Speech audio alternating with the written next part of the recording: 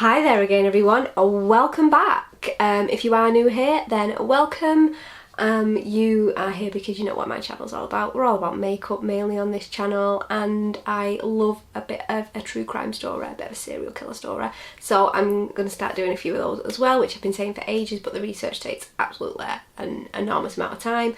But you're here this video for a true crime story, which I'm going to deliver. I'm going to deliver it to you. So don't forget to hit the subscribe button, notification bell, all of that good stuff. I absolutely love it. It really helps me out, and I would love to become monetized at some point ever. So we're going to just jump into today's true crime story, which is the story of Graham Young. So I do love like a poisoning true crime story, but this is the story of Graham Young, the teacup poisoner. The teacup poisoner. See, I love these like historic ones because people just got away with so much before everybody could watch your every move. The teacup poisoner, Graham Young, was born on 7th of September 1947. His parents were Fred Young and Betsy Young, his mum. Graham also had an older sister who was named after their dad, their father. She was called Winifred, so Fred, Winifred. So yeah, that's how that comes about. So during pregnancy with Graham, Betsy did develop pleurisy, and she did unfortunately pass away 3 months after giving birth to Graham. It's really sad, that, isn't it? Graham's dad, Fred, supposedly was absolutely devastated about losing his wife, which, you know, understandable. And he just decided he couldn't cope with the children. You know, he was a working man and he just thought, I'm just not going to have time to raise my kids. I'm still devastated by the death of my wife. Not saying I totally agree with it, but he sent his children away to live with other relatives, so he did split them up. So Winifred did go to live with her grandparents, and Fred went to live with his aunt and uncle, his aunt Winnie and Uncle Jack. So he continued to live with his aunt Winnie and his uncle Jack until he was about 2. So as you can imagine, like being so young when he went to live with them, he was like super close to his auntie and uncle, like really close. Like he looked on them as his parents, as you would do. You know, you're a baby and you're sent to live with these people, then they're your parents really, aren't they? But Fred didn't like completely abandon his kids. He went to see them every weekend. He just couldn't cope with juggling his job and the loss of his wife or anything like that. So he just thought that was better for his kids in the long run, really. And so, you know, he did go to see them quite regularly. He went to see them at a weekend all of the time. So all told, Graham had, you know, a relatively happy childhood. He had quite a happy childhood until he was about 2 years old, and he had to have an overnight stay in a hospital, which just absolutely, he couldn't cope with the separation anxiety, and it was just like too much for this little 2-year-old boy. He did have to stay in hospital because he had a severe ear infection. So, you know, back in, what would it have been now, like 1949, 1950-ish, you know, even a severe ear infection now, it's going to be agony. So, you know, this little boy had to stay in a hospital. He had to get the antibiotic and get sorted. So apparently he absolutely screamed the place down until his auntie and uncle arrived back the next day to pick him up. Absolutely screamed the place down all night, supposedly. So apparently his separation anxiety did like resurface the following year because his dad did remarry a lady called Polly Petley. I could be saying that wrong. So Fred now felt that he was more stable. You know, he had a new wife and he was just more stable and able to look after his children. So, you know, he wanted them back all in the same household. He didn't just abandon them, you know, he still went to see them at a weekend. He just didn't think he could cope with them on an everyday basis and give them what they needed. Which I suppose is fair enough. I suppose it takes a lot to figure that out about yourself. So Fred Graham's dad even purchased Graham's childhood home from Graham's Aunt Winnie. So it's not like he didn't have to move home or anything. He had probably less upheaval than his sister, who had to move from her grandparents and move back to this house. But he purchased this house and, you know, they all moved in together and became like a complete family unit. So everything seemed okay, and Polly would take Graham to visit his aunt and uncle on a regular basis, although it is said that the relationship between Graham and his dad Fred was a bit cold. I don't know, I can't find any elaboration on that, but, you know, supposedly it was a little bit on the, you know, bit cold. Maybe he was just a bit distant, I don't know. So the family did live near a busy road, and Graham was involved in an accident. He was knocked down by a car in 1955, and some people say it's now at this point that his personality completely changes. But he didn't suffer like any major injuries, he didn't suffer any major head injuries or anything like that. His injuries were said to be quite minor. It's just that some people said, well, that was the thing that changed him. He was a lovely lad till that point. So Graham did love to read as well. He absolutely loved reading, and he loved to read non-fiction books. One of his favourite authors was Dr. Crippen, who's an infamous poisoner, and he just loved to read all the non-fiction that he could get his hands on about this man. Even when Graham reached his teenage years, he was absolutely obsessed with Adolf Hitler. He was obsessed with the man, like completely obsessed, to the point where he even wore like swastikas. Why? So he would even like go around trying to convince people that Adolf Hitler was just this misunderstood person, just completely misunderstood. Like, he didn't see a problem with the history there. So he even read books on the occult, and he even had like knowledge of local Wiccans and covens, supposedly. And rumour has it that he even tried to get local children like involved in some like weird occult ceremonies. And some people even said that on one occasion this even involved sacrificing a cat. But Graham was super clever. He was a clever lad, and he had an absolute insane interest in like the forensics and forensic science and toxicology and all of that type of thing. Chemistry, he would read anything and everything he could get his hands on involving like chemistry or toxicology or how they worked, anything like that. But his dad didn't really see a problem with this. He, you know, if anything, he encouraged it. He thought, you know, brilliant, I've got a clever lad here and he's got this interest, you know, let's see where we can go with that. You know, so his dad even bought him like a chemistry set because he thought, oh, he'd see the harm. He just thought it was an interest in this like genre of forensic science and toxicology or anything like that, and he didn't see a problem, and he just bought him a little chemistry set to have a little play around with, you know, to encourage this knowledge. So Graham he made little effort to actually make any friends though, and you know, he didn't really have a lot of friends. He was very, very antisocial, and he would just sit in his room reading books on the occult and on Hitler and playing with his chemistry set and just not really like being social in any way, which, you know, I suppose was a bit of a worry to his parents. It would have been a worry to me, but who knows. So by the age of 13, Graham was actually so good at chemistry and he had such an extensive knowledge that he managed to convince the local chemist that he was actually 17 and managed to purchase a very dangerous poison. I mean, why are they selling poison? So he actually managed to get his hands on antimony, I think that's how you say it, and some arsenic at the age of 17, because he convinced this chemist with his completely extensive knowledge of chemistry and whatnot that he was, you know, a student and that he could have this. You know, I mean, why are they just giving it out?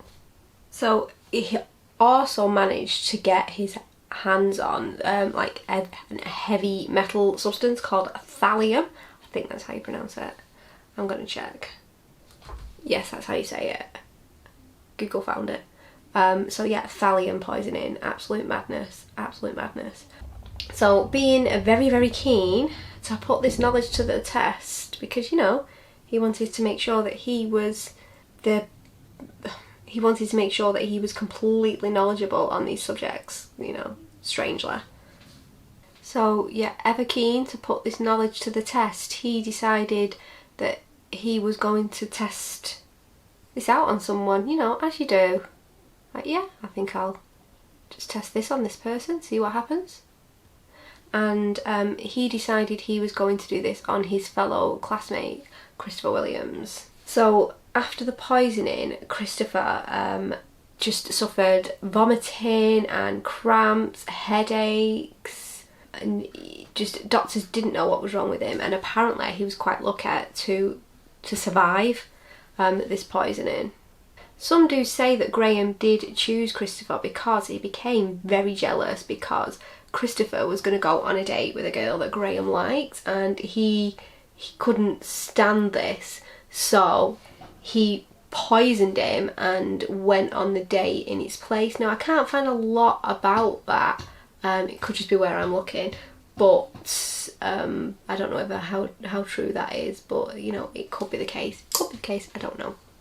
So Graham did like to see kind of what effects the poison was having on his victims. So because Christopher, or Chris Williams, would like have time off school, recover, go back, and he couldn't really see like what effects the poisoning was having, he decided that you know, this was no good. He wanted to really see what was going on, so he chose to concentrate on his family, as you do.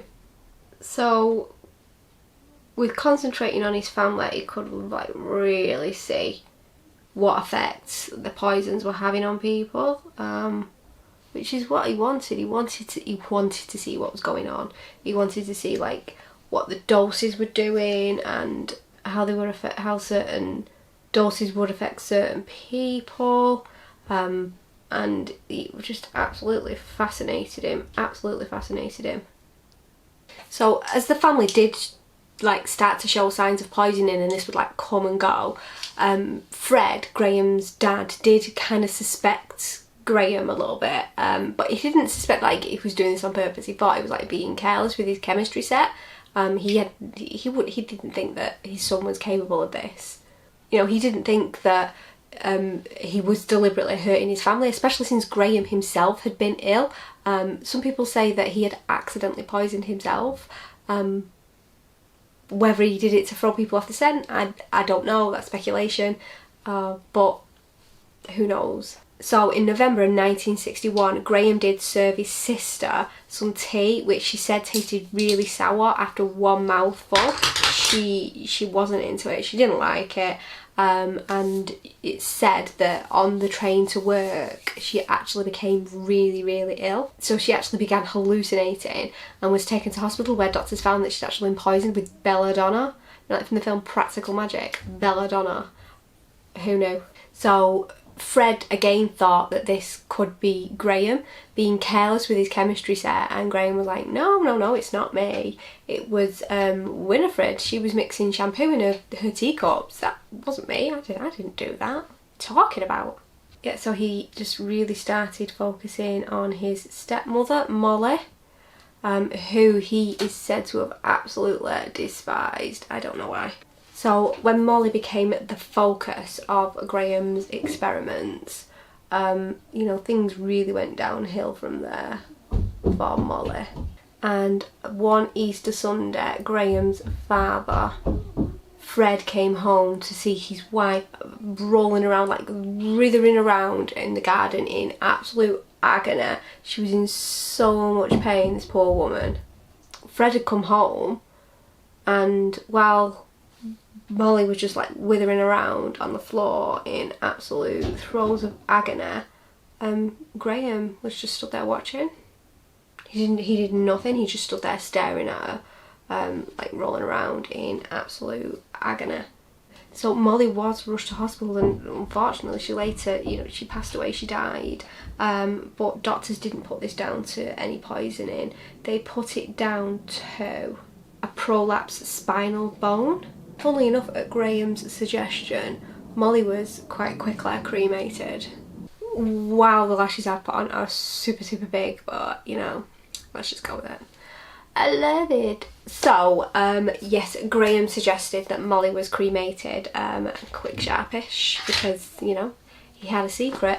And it's later been discovered that Graham was poisoning Molly with thallium, but he actually switched it up to antimony because she'd built up a tolerance to the thallium, because he was giving her like little bits often and she started to build up a tolerance. So he thought, well, I know, let's change it up a bit and give her acrimony. And yeah, that is what killed her, why she tragically died. So after Molly's death, Fred, Graham's dad, did start to become ill more frequently, because obviously Graham was stepping up to his dad at this point. You know, he just can't help himself, you know, with a little bit of poison. And he was admitted to hospital and he was diagnosed again with antimony poisoning. I want to say acrimony, but I don't think that's right. Antimony poisoning. So again, you know, suspicion was on Graham. So it was after this, after Fred's last hospital visit, that Graham's science teacher found some bottles of poison in Graham's desk, which, you know, they did become very concerned about, because, you know, why has this child got poison in his desk, you know? Why is this a thing? And they sent him to see a psychiatrist who posed as just a school's advisor. They didn't think he would go and see a psychiatrist, so they arranged for him to see a psychiatrist who told him they were a school advisor. So that's how they kind of got him to sit down and speak to somebody. But Graham, being Graham, wanted to show off that he was a clever little sausage. He really, really wanted to show off his knowledge of poison and all of that type of stuff. So he just went on and on with himself and shared his completely extensive knowledge of poisoning and whatnot, and this just led to him being arrested, as it would. So on the 23rd of May 1962, Graham was arrested, and when he was arrested there were vials of antimony and thallium actually found on him. He had them in his pocket. I don't know what he thought he was going to do with them. Some say that it just gave him a sense of power to have the poison on him. Maybe it did. So when questioned by police, he actually confessed to the poisoning of his friend Christopher Williams, his sister Winifred, his dad and his stepmother. You know, been poisoning all of these people.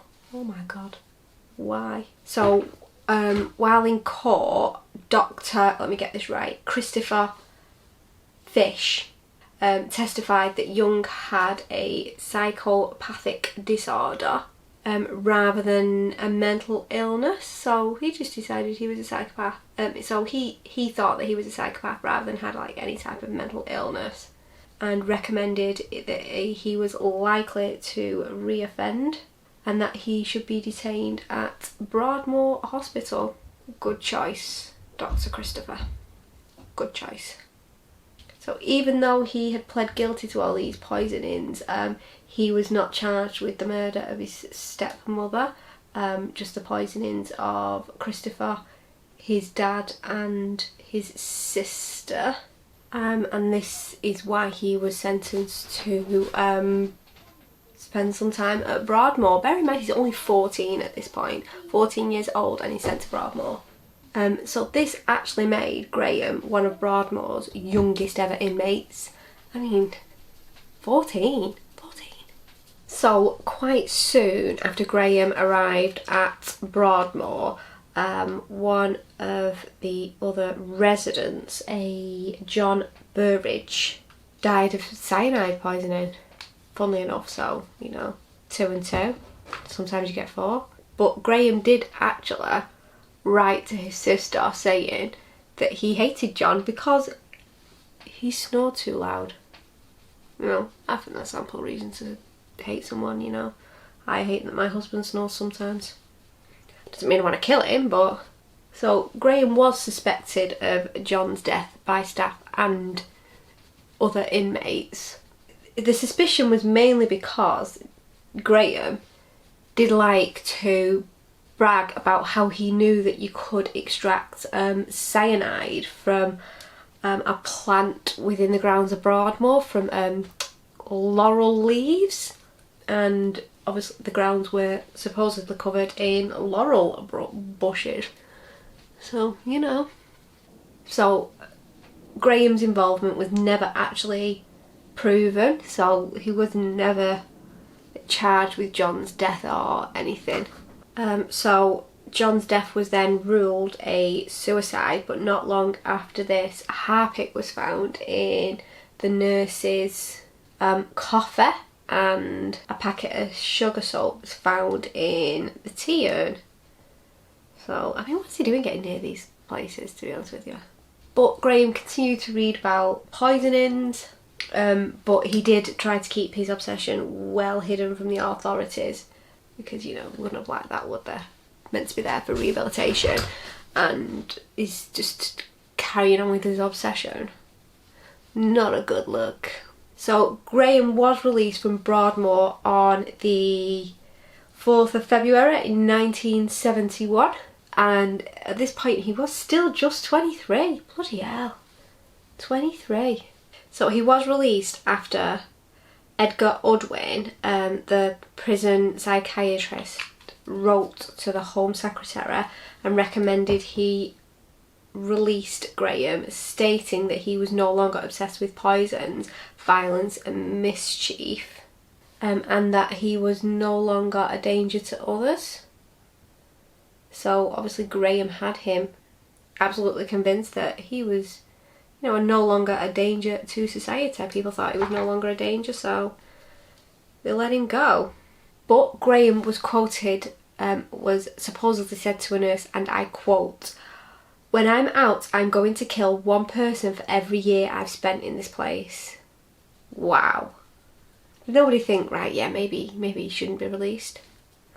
So upon his release, Graham did go and stay with his sister Winifred, who was much more forgiving than their father, who apparently still had a bit of a strained relationship with.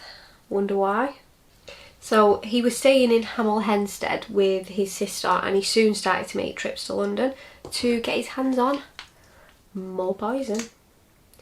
My god, for some reason this eye will not stop watering, and it's got like a little bit of a weird patch, and once it stops watering, if I put more makeup on it, then it starts bloody watering again, and I can't cope with it.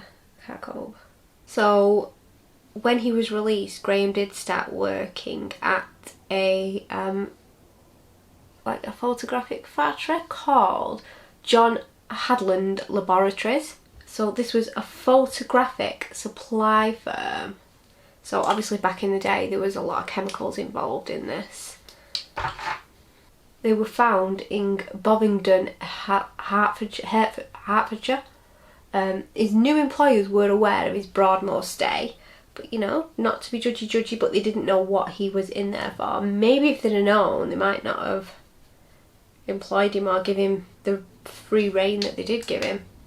Especially as thallium was used in one of the photography processes, but whether he worked there or not, he still had his access in London. How he got this, I don't know. See, this is what absolutely baffles me about older cases. It really does. It just like blows my mind. It really does. Graham wasn't doing too bad with his new employer. He was like an apprentice storeman, and he seemed to, you know, he obviously kept himself to himself, but a couple of the other storemen had took him under his wing, and you know, was doing all right. He used to like to help the tea lady. Do we know where this is going to go? So, you know, it was helping the tea lady, help to... you remember the little tea carts that people used to come around with? I can always imagine like the Harry Potter tea lady on the train going, anything from the trolley, dear? Well, anyway, he liked to help that lady distribute the tea and coffee. Nobody thought anything of this really. They just thought he was a helpful young lad. They thought, you know, he wanted to get on and he just wanted to be helpful, and that was kind of that. So Graham's boss, who was 59-year-old Bob Eagle, or what I say, Eagle? I'm really sorry if I'm butchering these names. I'm absolutely rubbish at pronouncing names and places. So he, you know, Bob started to experience like severe cramps and dizziness and that type of thing. Sound familiar? Sounds familiar to me. So everybody thought that Bob had this virus that had just been going around called the Bovingdon bug. It'd just been going around the local school, and they thought maybe he'd picked it up, because we all pick things up from our kids, don't we? And other workers were complaining of similar symptoms.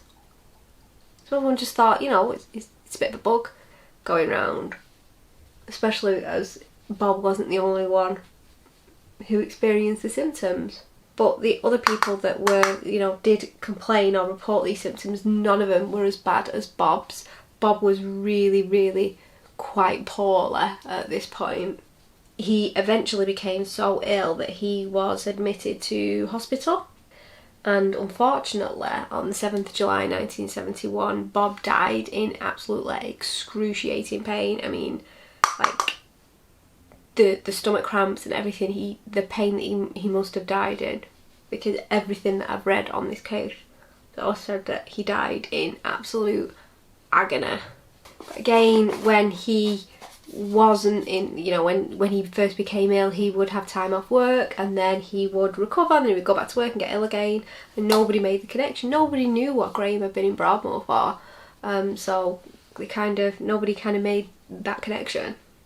So Bob's cause of death was recorded as pneumonia, but by September of 1971, Fred Biggs began to fall ill as well, with very similar symptoms to Bob. So the general sickness at Hadland Laboratories was just becoming like out of control. A lot of employees were off poorly, a lot of them were suffering with very similar symptoms. But, you know, everybody was just like really, really ill. So a lot of people had the stomach cramps, hair loss, and some even had like sexual dysfunction.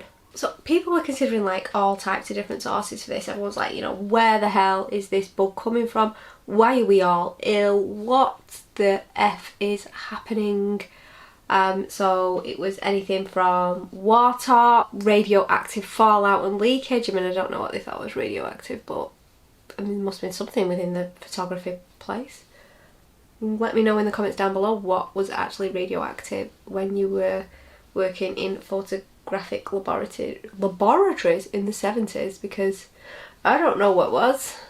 But nobody could come up with a definite reason why all of this sickness was happening, even after investigating all of these sources, all of these, like, just, you know, what's going on.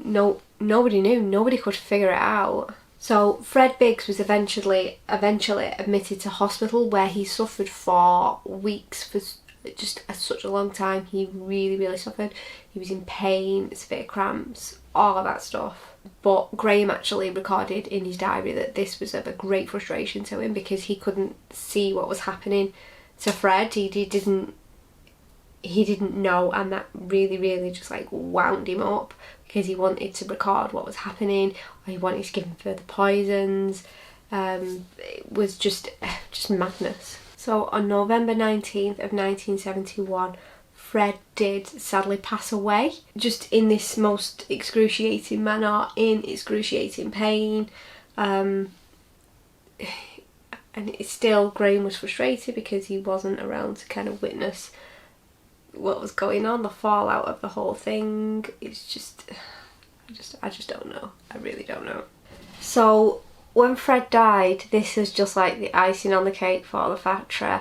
There was about 70 employees that were all experiencing like really similar symptoms, and everybody was scared. Everybody thought they were gonna die.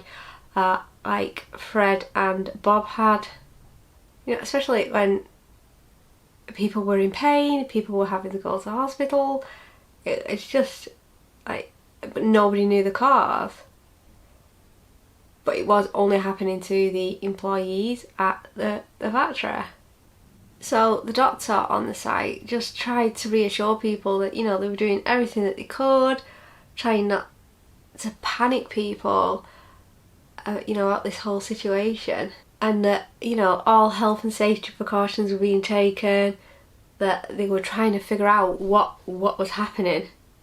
But Graham being Graham, and he couldn't keep his gob shut, and really wanted people to know that he was the absolute authority on poisonings, actually challenged the doctor. And he did this in front of, like, all I can say is it must have been at like a staff meeting of some description, because he challenged the doctor in front of all the other employees. So while he's there quizzing the doctor, this, that and the other, he actually questions the doctor in front of everyone and says, why has thallium poisoning not been investigated? Why is this not one of the causes that you may think this is? Especially considering that thallium was used in the photographic process as well. Why have people not thought that this, you know, we're getting poisoned from thallium, you know, and then just really showboating that he is, just couldn't keep his gob shut. So this absolutely shocked the doctor, along with Graham's in-depth knowledge of thallium poisoning. He's like, why does this guy know all this? What, you know, there's no reason for him to know all this. Why is he so interested? Why is he so invested in this? So then the doctor brought this to the attention of the factory managers, who contacted the police and started conducting an investigation into Graham, which didn't last very long at all. So Graham was arrested in Kent on November 21st, 1971, where he'd been visiting his dad. So, you know, obviously a lot of Fred's going on. Fred kind of still saw Graham, but they still had that strained relationship. Under interrogation, he actually admitted to all of the poisonings, but would not sign anything to say that he was confessing. He just said, yeah, I did it, but I'm not signing nothing. So Graham absolutely loved all the media attention that he got. He absolutely just revelled in all this media attention. During his trial, apparently he actually did his best to appear as sinister as possible to everybody. He just relished this fact. I mean, with the advances that medical science had made within the 10 years since Molly's death, then they could actually prove the poisoning of both Bob and Fred. That, along with admissions in his diary, like just listing the effects of the poisoning on people. So the jury found him guilty of all charges on the 29th of June in 1972, and he got 4 life sentences. You know, should have been sent back to him. He should have been kept in Broadhurst, really, shouldn't he? Especially, you know, when he said that to a nurse, I'm going to kill someone for every year I've been here, something along that effect. I'm going to poison someone, or I'm going to take a life for every year that I've been in here. As soon as he said that to somebody, they should have been like, yeah, you're going nowhere, pal. You're going nowhere. But they still let him go, and he died in his cell at Parkhurst on the 1st of August 1990, aged 42. His official cause of death was known as heart failure. And that is the twisted story of the teacup poisoner. I mean, like say, these more historic cases, I mean, I still think of like the 70s not being that long ago, because I was born in 1980, but obviously they were a long time ago now, and forensics and everything, all the advancements that have come along are just amazing. So for somebody that now that wouldn't wash, people would be discovered so much more quickly before being able to go and ruin so many lives, because some of the people that Graham poisoned never fully recovered. Some of the people in the factory, they suffered severely, and some of them almost died, and some of them never recovered from the effects of Graham's poisoning. But yeah, that is the horrible story of Graham Young, the teacup poisoner. If you like this story, then please give me a thumbs up. Please don't forget to subscribe, notification bell, all that stuff. If you want to see more true crime videos, let me know in the comments down below. And hope you have an amazing rest of your day, and I'll see you in the next video.